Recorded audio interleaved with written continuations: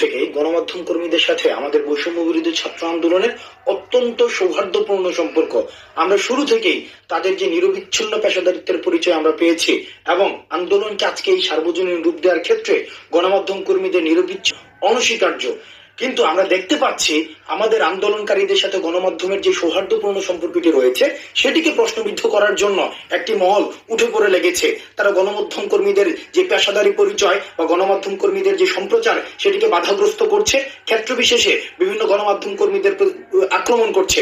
বৈষম্য বিরোধী ছাত্র আন্দোলন সেটিকে নিন্দা জানায় এবং আমরা বিশ্বাস করি গণমাধ্যম কর্মীদের নিরপেক্ষ এবং বস্তুনিষ্ঠ প্রচারের মধ্য দিয়ে এই আন্দোলন সার্বজনীন হয়েছে এবং আমাদের যে এক দফা বাস্তবায়নের ক্ষেত্রে গণমাধ্যম কর্মীরা অত্যন্ত গুরুত্বপূর্ণ ভূমিকা পালন করতে পারে। তাই আপনাদের প্রতি আহ্বান থাকবে, গণমাধ্যম কর্মী যারা রয়েছে তাদের প্রতি কোনো ধরনের অপেশাদারী আচরণ